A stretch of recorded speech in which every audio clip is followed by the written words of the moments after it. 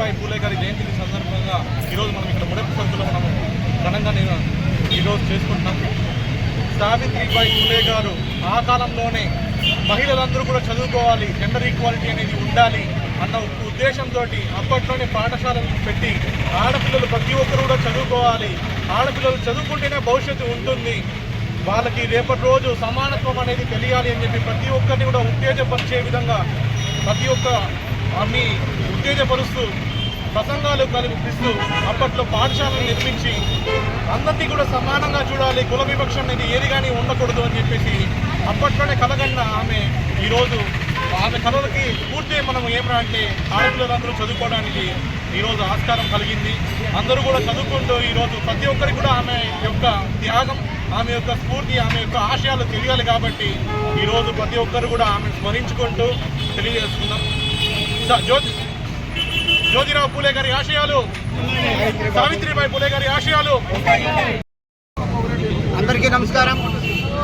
ఈరోజు పొంగనూరు నియోజకవర్గంలో భారతదేశం మొట్టమొదటి మహిళ శ్రీమతి సావిత్రిబాయి పూలే గారి జన్మదినము 195 జన్మదినము జరుపుకుంటూ ఉన్నాము. వారి స్ఫూర్తితోనే చదువుల తల్లి మొట్టమొదటి పాఠశాలను నిర్మించిన మన జ్యోతిరావు పూలే గారి భార్య సావిత్రిబాయి పూలే గారు. ఆమె జన్మించి 195 సంవత్సరాలు అయింది. ఇది మనకు చాలా స్ఫూర్తిదాయకం. ఆడపిల్లలు అందరూ చదువుకోవాలని చెప్పి చదువుల తల్లి మొట్టమొదటి పాఠశాల నిర్మాణం చేసిన మనకు విద్యాభ్యాసాలతోనే మనకు జ్ఞానం వస్తుందని చెప్పి తెలియన మహనీయురాలు మన సావిత్రిబాయి పూలే గారు. వారి యొక్క జన్మదినాన్ని ఈరోజు మనం ఇక్కడ జరుపుకుంటున్నాం. దేశవ్యాప్తంగాను రాష్ట్ర వ్యాప్తంగాను మన ప్రభుత్వం వారే వాళ్ళని నిర్వహిస్తూ ఉన్నారు.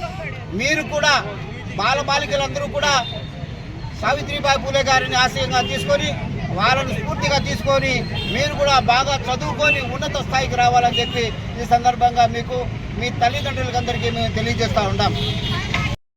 మొదటి మహిళా ఉపాధ్యాయురాలు ఆమె. ఆ కాలంలోనే కొన్ని వేల పాఠశాలలు నిర్మించి కొన్ని వేల హాస్టల్స్ నిర్మించి ఎంతో మందికి పిల్లలకి విద్యావంతులు కావాలని ఆ కాలంలో ఎంతో తన జీవితాన్ని త్యాగం చేసిన మహాశాంతి మన సావిత్రిబాయి పూలే.